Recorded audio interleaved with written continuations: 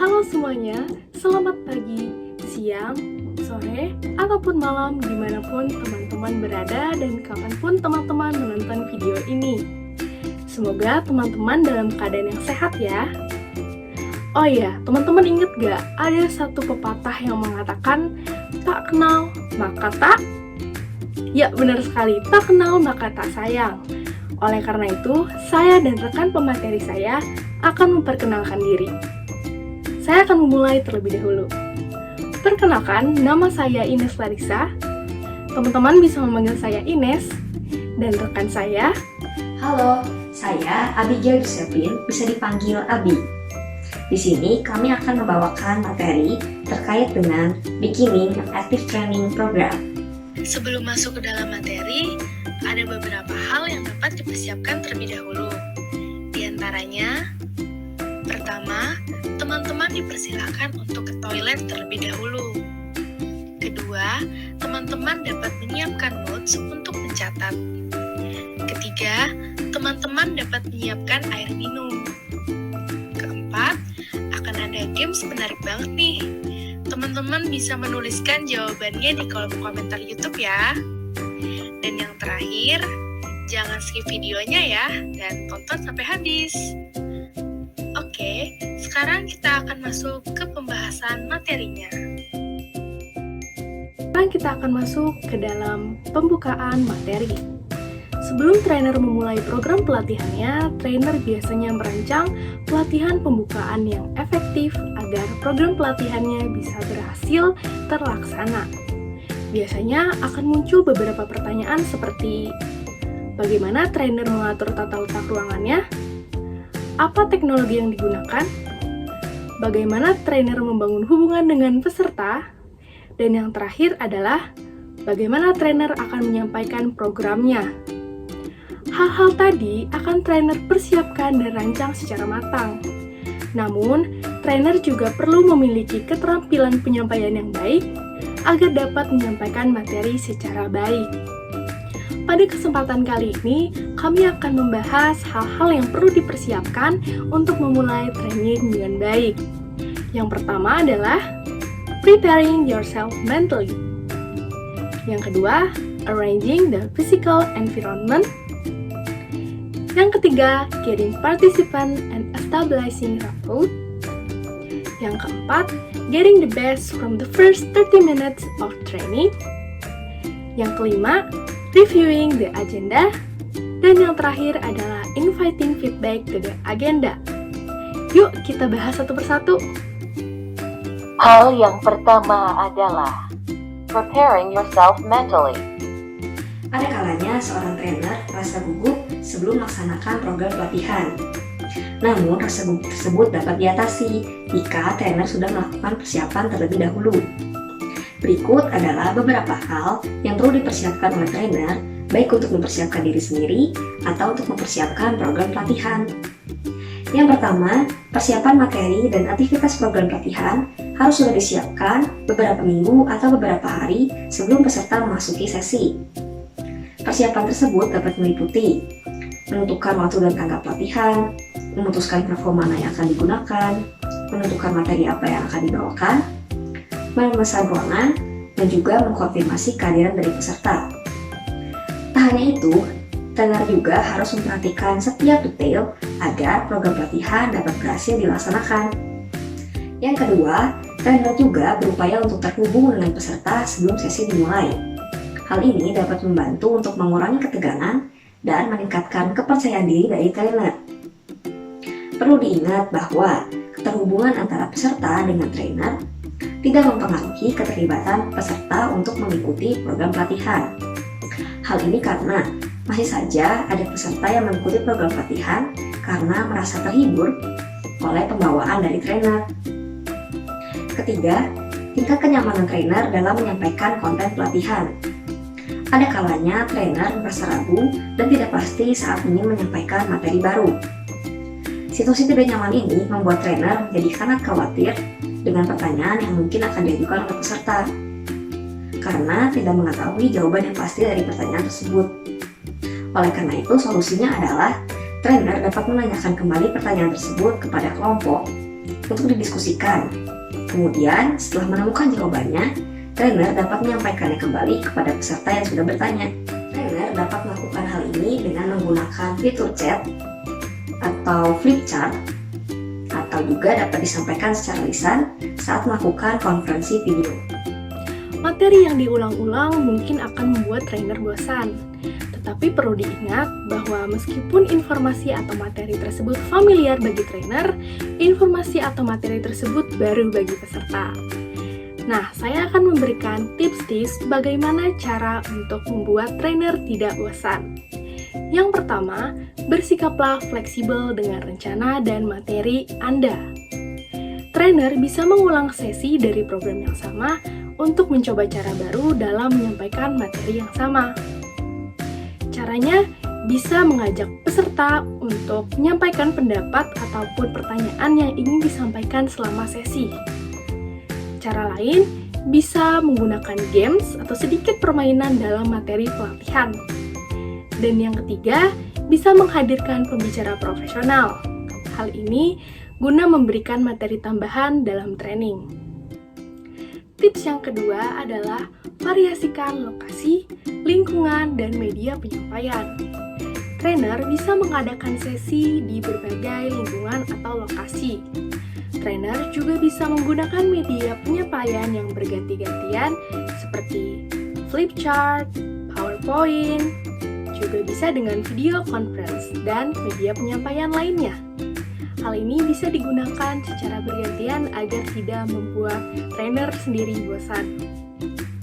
Tips yang ketiga adalah melihat trainer lain dalam program pelatihan yang sama. Trainer bisa menghadiri sesi dari trainer lain yang membawakan program pelatihan yang sama. Hal ini guna untuk menambahkan pengetahuan atau ide baru bagi trainer, misalnya berkaitan dengan bagaimana cara penyampaian yang baik bagi peserta. Pada poin ini juga ada hal penting, yaitu keberhasilan program pelatihan akan sangat tergantung pada bagaimana cara trainer memodifikasi materi sesuai dengan tujuan. Fokuskan pelatihan pada pengetahuan, keterampilan, dan juga skill apa yang trainer ingin peserta pelajari. Nah, sampai di sini apakah masih pada semangat? Baik, untuk menambah semangat, mari kita break untuk recharge energi.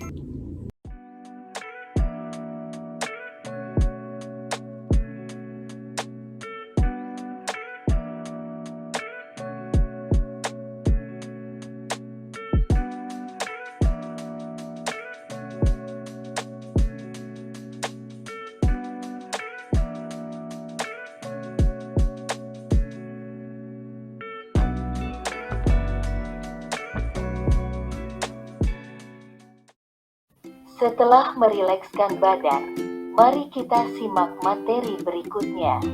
Hal yang kedua adalah arranging the physical environment. Biasanya, sebagian besar trainer yang akan mendesain ruang pelatihan dengan budget yang minim akan menyiapkan hal-hal berikut. Yang pertama, meja fleksibel dan ringan. Kedua, kursi putar yang nyaman. Ketiga, jendela untuk pencahayaan alami. Keempat, lampu dimmer untuk penerangan dari atas. Kelima, sistem pencahayaan, suara, dan proyeksi yang mudah dipahami. Hal ini guna memudahkan trainer untuk mengaturnya. Selanjutnya, layar display yang datar di bagian depan ruangan atau layar proyektor. Selanjutnya, sumber daya untuk komputer setiap peserta, atau bisa dibilang terminal atau colokan. Dan yang terakhir adalah kontrol suhu, yaitu AC. Tata letak ruangan sangat mempengaruhi impresi awal dari peserta pelatihan. Dengan mempertimbangkan penataan fisik ruangan, memungkinkan ruangan pelatihan akan mendukung keberhasilan dari aktivitas. Trainer juga bisa meminta bantuan kepada peserta untuk membantu dalam memindahkan barang guna menyesuaikan dengan kenyamanan peserta. Dengan hal ini, trainer secara tidak langsung memberikan kesempatan untuk mengubah tata letak ruangan dan membuat mereka merasa lebih nyaman. Berikut adalah beberapa contoh pengaturan tempat duduk atau ruangan pelatihan yang biasanya digunakan oleh trainer. Contoh yang pertama digunakan untuk pengaturan tempat duduk yang tidak bisa diubah seperti ruang auditorium. Nah, dengan tipe ruangan seperti ini, trainer dapat menggunakan model fishbowl, di mana partisipan duduk berkelompok membentuk sisi persegi panjang. Biasanya, trainer akan membagi peserta menjadi 4 kelompok, lalu menempatkan 2 peserta di depan dan menempatkan 2 peserta lain di belakangnya. Nah, dengan model fishbowl ini, peserta tetap dapat melakukan percakapan secara timbal balik dengan teman yang berada di sebelah peserta. Berikut adalah contohnya. Dapat dilihat bahwa masing-masing peserta dapat tetap berinteraksi satu sama lain dengan peserta di sebelahnya. Bisa dilihat dari tanda panahnya ya. Lalu ini adalah contoh untuk model fishbowl dalam situasi yang real. Contoh pengaturan tempat duduk selanjutnya adalah menggunakan model U atau seperti model tapal kuda. Keuntungan menggunakan model ini adalah yang pertama, peserta dapat berinteraksi secara tatap muka tanpa harus berpindah tempat duduk saat ingin melakukan diskusi kelompok dan saat trainer melakukan presentasi. Untuk contohnya dapat dilihat dari ilustrasi di sebelah kanan, di mana peserta yang berada di paling bawah yang sedang tersenyum itu berusaha berinteraksi dengan peserta lain yang memberikan tanda cinta yang berada di sebelah kanannya. Nah, dapat dilihat bahwa mereka tidak perlu berpindah tempat duduk untuk saling berinteraksi. Keuntungan yang kedua adalah trainer dapat dengan mudah membagikan lembaran materi kepada para peserta. Untuk contohnya dapat dilihat dari ilustrasi di sebelah kanan, di mana trainer dapat berjalan lurus ke tengah U, kemudian membagikan lembaran materi pada peserta yang berada di tengah. Kemudian, peserta tersebut dapat membagikan lembaran materi ke kanan atau ke kiri, agar dapat mempercepat pembagian lembaran materi. Keuntungan yang ketiga adalah jika tersedia ruangan yang lebih besar, maka peserta dapat menarik meja dan membentuk kelompok kecil untuk berdiskusi, atau peserta dapat memindahkan tempat duduk ke dalam mulut U dan membuat lingkaran untuk melakukan diskusi kelompok penuh yang lebih intim. Untuk contohnya dapat dilihat juga dari ilustrasi di sebelah kanan, di mana ketika kondisi pelatihan mengharuskan untuk berdiskusi dalam kelompok kecil, maka peserta dapat memindahkan tempat duduknya dan membentuk lingkaran di dalam mulut U. Berikut adalah contoh model U untuk situasi yang realnya. Contoh pengaturan tempat duduk yang terakhir adalah mengumpulkan semua kursi di sekitar meja konferensi.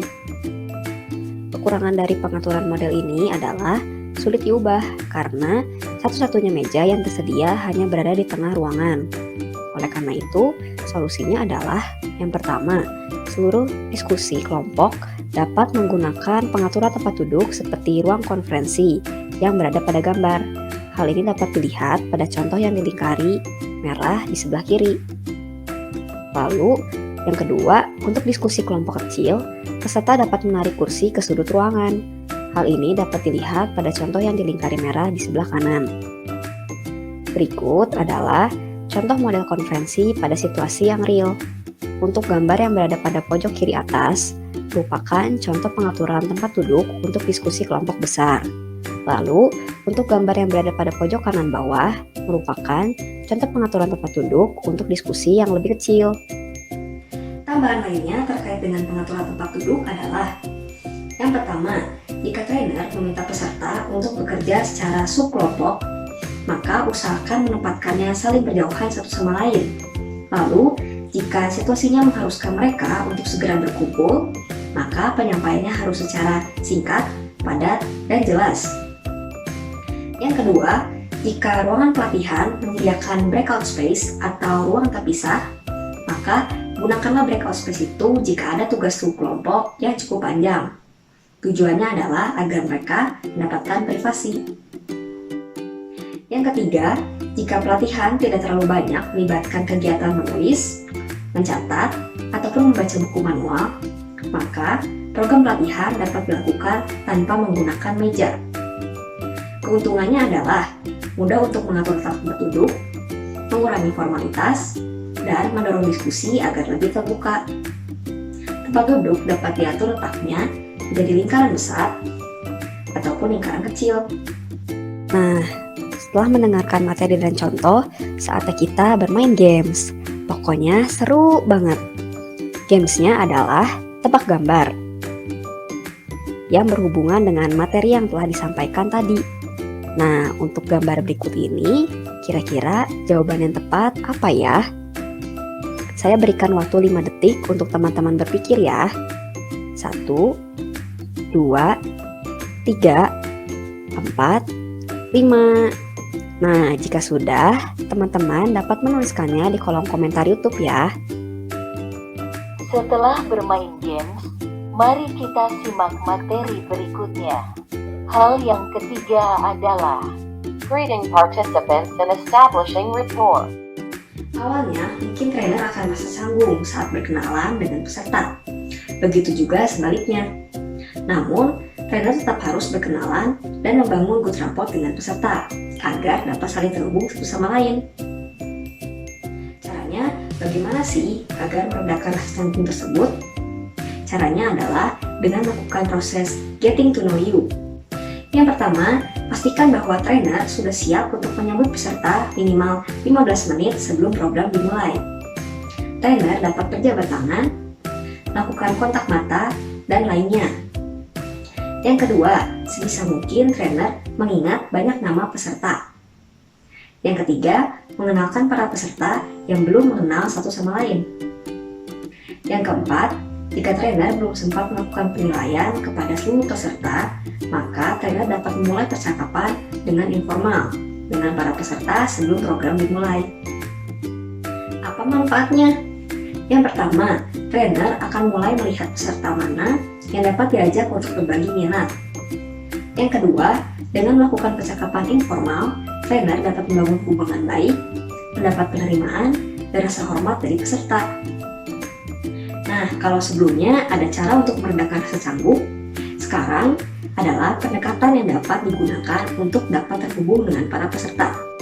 Yang pertama adalah I've got something for you. Trainer dapat meyakinkan peserta mengenai keahlian dan kemampuannya untuk menyampaikan materi. Contoh yang pertama adalah I've got something for you. Contohnya yaitu ketika trainer ingin menyampaikan sesi pelatihan manajemen untuk supervisor yang baru saja dipromosikan. Halo semuanya, selamat bergabung dalam program pelatihan ini.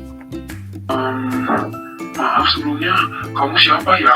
Rasanya kamu terlihat masih muda dan belum banyak pengalaman untuk menjadi trainer. Perkenalkan, saya A. Saya senang dapat menjadi trainer Anda untuk sesi ini. Bagi Anda yang tidak terbiasa dengan latar belakang saya ingin Anda tahu bahwa saya telah bekerja di perusahaan ini selama 12 tahun terakhir. 8 dari perusahaan ini berbentuk pabrik. Saya telah menjadi line worker, supervisor, manager, dan trainer. Saya harap dengan pengalaman sebelumnya ini dapat membantu saya untuk berhubungan dengan pertanyaan Anda hari ini. Oke. Yang kedua adalah I've been through this too. Biarkan peserta tahu bahwa trainer juga telah melalui pelatihan dan mengerjakan tugas yang sama dengan peserta. Manfaatnya adalah peserta merasa senang karena trainer memahami tekanan dari pekerjaan mereka. Contoh yang kedua adalah untuk poin I've been through this too. Ketika trainer ingin menyampaikan pelatihan untuk karyawan di lingkungan manufaktur, tugas karyawan pada saat itu adalah bertanggung jawab pada volume produksi yang tinggi dan harus sering dirotasi melalui sistem penugasan off-shift. Sebelum memulai sesi pelatihan ini, saya juga ingin memberitahu bahwa saya juga pernah mengalami sistem bekerja off-shift. Wah, yang benar Bu. Ibu tahu kan betapa sulitnya mengatasi jadwal kerja yang tidak teratur? Iya, saya mengetahui hal itu. Rasanya lelah dan kewalahan sekali.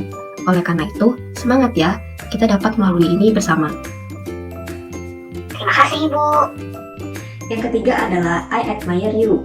Tunjukkan ekspresi kagum atas kualitas peserta yang trainer hormati. Trainer dapat memuji upaya, kecerdasan, ataupun niat baik dari peserta untuk membangun hubungan yang positif. Atau berikutnya, yaitu I admire you. Ketika trainer bertanya kepada perwakilan dari divisi customer service, dalam program pelatihan dengan topik keterampilan menjual untuk menggambarkan bagaimana rasanya berada dalam kondisi kerja dengan pelanggan yang marah. Baik, di sini apakah ada dari peserta yang ingin berbagi pengalamannya ketika menghadapi pelanggan yang sedang marah?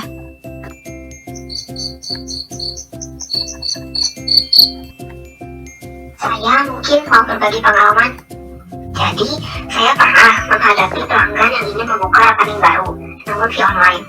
Saya sudah mengatakan bahwa pembukaan rekening baru dapat dilakukan secara online, namun ada beberapa hal yang harus diurus secara offline, seperti verifikasi akun pada mobile banking. Namun, setelah saya beritahu, pelanggan tersebut menunjukkan reaksi marah karena nggak bisa dibohongi. Katanya, bisa buat rekening baru di rumah, tapi ujung-ujungnya harus ke bank juga, padahal sedang corona. Begitu katanya. Iya, saya juga sama seperti itu. Iya, saya juga pernah mengalami hal itu, bahkan lebih parah. Baik, sangat menarik bagi saya untuk mendengar tentang beberapa frustasi yang Anda semua alami setiap hari. Saya sangat menghormati Anda semua karena memiliki kesabaran dan kontrol untuk mampu menangani begitu banyak pelanggan yang memiliki keunikan masing-masing. Jika saya yang berada di posisi Anda, mungkin saya tidak yakin dapat melakukannya juga. Sama-sama Bu, terima kasih sudah mengerti keadaan kami. Yang keempat adalah You Interest Me. Kenali peserta dan tunjukkan minat pada latar belakang, pengalaman hidup, dan kekhawatiran peserta. Semakin trainer memberitahu dirinya peduli dengan siapa mereka, semakin peserta juga peduli dengan apa yang disampaikan oleh trainer. Berikut adalah contoh terakhir, yaitu poin You Interest Me. Sekelompok manajer dari Indonesia datang ke Amerika Serikat selama 2 bulan untuk mengikuti program pelatihan. Halo semuanya, semangat untuk hari pertama pada program pelatihan ini. Apakah kalian sudah rindu dengan tempat tinggal masing-masing? Iya, sudah kangen nih. Kebetulan hari ini bertepatan dengan Hari Kemerdekaan Indonesia. Oh iya, kalau begitu, kalian mau tidak untuk menyanyikan lagu kebangsaan kalian? Sangat mau. Terima kasih ya trainer sudah memberi kesempatan. Ayo teman-teman, mari bernyanyi. Singkat kata, setelah peserta bernyanyi, trainer mencoba untuk mempelajari melodi dengan bersenandung bersama. Wah, bagus sekali lagu kebangsaannya. Saya bahkan tadi dapat menyanyikan sedikit bagian pembukaan lagu. Ya, terima kasih ya trainer sudah ikut bernyanyi juga. Kami sangat senang. Setelah mendengarkan materi dan mendengarkan contoh, saatnya kita bermain games. Pokoknya seru banget. Gamesnya adalah tebak gambar yang berhubungan dengan materi yang telah disampaikan tadi. Nah, untuk gambar yang pertama ada ibu jari. Kemudian gambar yang kedua ada report card. Nah, menurut teman-teman, kira-kira jawaban yang tepat apa ya? Saya berikan waktu 5 detik untuk teman-teman berpikir ya. 1, 2, 3, 4, 5. Nah, jika sudah, teman-teman dapat menuliskannya di kolom komentar YouTube ya. Setelah bermain games, mari kita simak materi berikutnya. Hal yang keempat adalah getting the best from first 30 minutes of training. 30 menit pertama adalah hal yang penting sebagai impresi dari peserta terhadap trainer. Peserta mungkin bertanya-tanya di awal seperti, kapan pelatihan ini dimulai? Berapa lama pelatihan ini berlangsung? Ini berkaitan dengan ketidaksabaran. Lalu, apa yang harus saya lakukan? Saya sudah tahu materi ini. Apakah trainer benar-benar tahu apa yang dia lakukan? Ini berkaitan dengan kompetensi. Saya tidak tahu apakah saya akan menyukai trainer tersebut. Saya ingin tahu pendapat trainer tersebut tentang saya. Ini berkaitan dengan kesesuaian. Apakah trainer tersebut benar-benar mau membantu masalah saya? Saya ingin tahu apakah yang saya katakan akan disampaikan ke manajer saya atau tidak. Ini berkaitan dengan kepercayaan. Dan yang terakhir, siapa yang akan menangani pekerjaan saya selama saya di sini? Haruskah saya tetap menyalakan ponsel saya? Kapan saya bisa memeriksa pesan? Hal ini berkaitan dengan kekhawatiran peserta di luar sesi. Nah, ada tips untuk memberikan kesan positif kepada peserta di 30 menit pertama. Yang pertama adalah berkaitan dengan ketidaksabaran. Mulailah training dengan tepat waktu. Fokuskan kelompok pada tujuan dari pelatihan. Dan buatlah peserta tertarik dengan materi. Yang kedua berkaitan dengan kompetensi. Jangan berasumsi bahwa semua orang dalam pelatihan membutuhkan materi yang sama. Menilai berbagai pengetahuan, keterampilan, dan skill bisa dilakukan di awal sesi sebelum program pelatihan dimulai. Misalnya, dengan bertanya mengenai hal-hal basic seperti apa itu public speaking, atau apa sih manfaat public speaking, atau mencari tahu apakah mereka sudah pernah melakukan public speaking. Yang ketiga berkaitan dengan kesesuaian. Beritahu peserta bahwa tujuan trainer bukan untuk menceramahi mereka, melainkan untuk berinteraksi dengan mereka. Kontribusi dari kelompok akan sangat didukung oleh trainer. Trainer bisa bertanya kepada peserta menjawab. Trainer memberikan apresiasi atas jawaban, lalu trainer bisa memberikan feedback atau memberikan klarifikasi tentang jawaban dari peserta. Tips yang keempat berkaitan dengan kepercayaan. Tunjukkan pada peserta bahwa trainer akan menjaga kerahasiaan. Tunjukkan juga kepada peserta bahwa trainer ingin mendengarkan apa yang mereka sampaikan dan responsif terhadap kebutuhan mereka. Yang kelima atau yang terakhir berkaitan dengan kekhawatiran. Berikan kesempatan kepada peserta untuk berspekulasi mengenai program pelatihan akan berefek atau berdampak apa pada pekerjaan mereka. Tetapkan beberapa peraturan, misalnya apakah selama sesi akan mematikan handphone atau tidak. Nah, setelah mendengarkan materi, saatnya kita bermain games lagi. Ini adalah games yang terakhir. Gamesnya masih sama seperti tadi, yaitu tebak gambar. Tebak gambar ini berhubungan dengan materi yang telah disampaikan tadi. Nah, untuk gambar yang pertama ada emoji tangan berbentuk OK. Kemudian gambar yang kedua ada angka 30. Nah, menurut teman-teman kira-kira jawaban yang tepat apa ya? Saya berikan waktu 5 detik untuk teman-teman berpikir ya. 1, 2, 3, 4, 5. Ya, jika sudah, teman-teman dapat menuliskannya di kolom komentar YouTube ya. Setelah bermain games, mari kita simak materi berikutnya.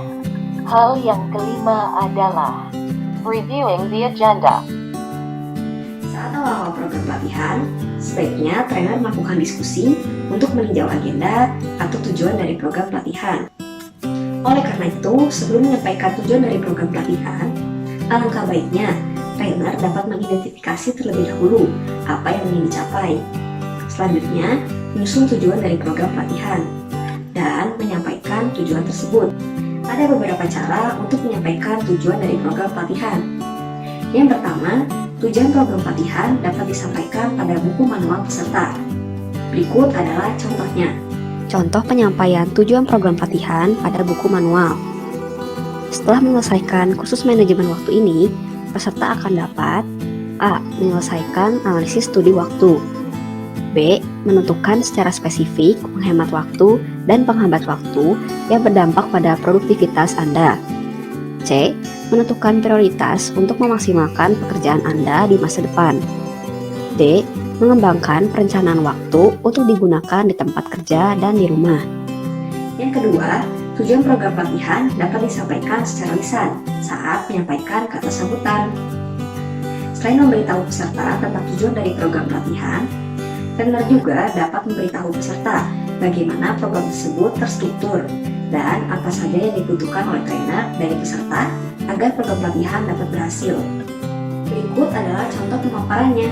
Berikut adalah contoh cara penyampaian program training yang terstruktur dan apa yang trainer butuhkan dari peserta. Berikut informasi tentang training yang akan diadakan. Sebelumnya, trainer akan menyampaikan terlebih dahulu mengenai yang pertama, garis besar konten training. Yang kedua, deskripsi jenis kegiatan pelatihan yang telah trainer rancang. Yang ketiga, jadwal training itu sendiri. Yang keempat, permintaan yang akan trainer buat dari peserta selama program. Dan yang terakhir, informasi mengenai housekeeping seperti pengaturan makan, lokasi toilet, coffee break, akses pada ponsel dan laptop, dan lain-lain. Semua hal ini akan diberitahu oleh trainer kepada peserta agar peserta tahu bahwa program training yang telah disusun itu terstruktur dan peserta mengetahui apa yang dibutuhkan oleh trainer daripadanya. Nah, setelah mendengar materi dan contoh, sekarang saatnya kita menonton video lucu untuk membantu kita tetap termotivasi sebelum kita mendengarkan satu materi terakhir ya. Mari kita lihat videonya.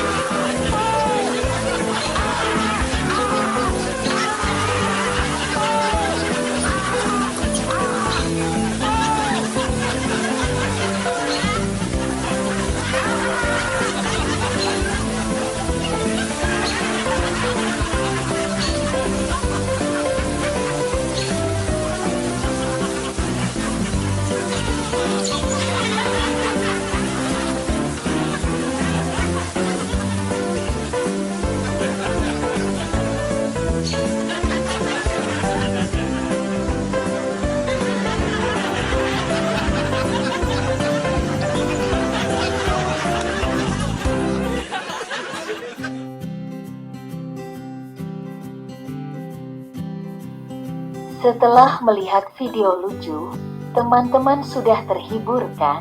Yuk, mari kita simak materi berikutnya. Hal yang terakhir adalah inviting feedback to the agenda. Yang terakhir akan kita bahas adalah inviting feedback to the agenda. Trainer biasanya enggan untuk menerima komentar dari peserta. Namun balik lagi, feedback adalah penting untuk membuat agenda. Jadi, ada beberapa hal yang bisa dilakukan oleh trainer untuk mendapatkan feedback dari peserta. Salah satunya adalah bertanya langsung kepada peserta, seperti apakah ada masukan atau apakah training ini memenuhi harapan mereka. Nah, ada cara lain juga yang bisa dilakukan oleh trainer, seperti bertanya kepada peserta mengenai harapan dan kekhawatiran apa yang mungkin mereka miliki. Hal ini memungkinkan mereka untuk mengekspresikan berbagai keinginan mereka, mulai dari misalnya menginginkan istirahat yang lebih panjang, istirahat yang lebih banyak, atau lebih banyak contoh-contoh pengaplikasian di kehidupan sehari-hari. Setelah kita selesai mendengarkan materi, sebagai penutup, ada baiknya kita mereview apa yang telah kita pelajari. Untuk reviewnya adalah, hari ini kita belajar apa? Kita sebagai trainer perlu melakukan beberapa hal dalam memulai suatu program pelatihan. Di antaranya adalah, yang pertama, preparing yourself mentally. Persiapan dari segi teknis seperti persiapan akan rencana dan detail program, materi, tempat, tanggal, waktu, dan sebagainya. Dan persiapan mental seperti membangun hubungan yang dekat dengan peserta agar tidak gugup, tingkat kenyamanan pembawaan materi, dan tingkat keberhasilan masing-masing peserta perlu dilakukan oleh trainer sebelum memulai suatu program pelatihan. Yang kedua, arranging the physical environment. Pertimbangkan budget dan penataan fisik ruangan pelatihan yang tepat agar membuat peserta nyaman dan efektif selama program pelatihan berlangsung. Ada berbagai model penataan ruangan yang dapat trainer gunakan, seperti model fishbowl, model U, model konferensi, dan lainnya.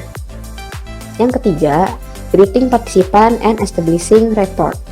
Pentingnya berkenalan dan membangun hubungan yang baik dengan para peserta agar mengurangi rasa canggung, rasa gugup, dapat saling terhubung, dan memunculkan rasa saling menerima dan menghormati baik dari peserta maupun trainer. Yang keempat adalah getting the best from the first 30 minutes of training.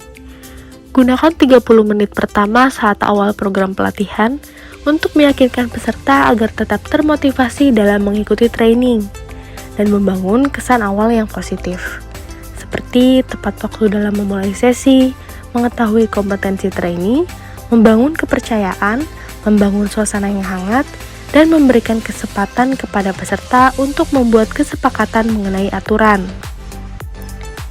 Yang kelima adalah reviewing the agenda.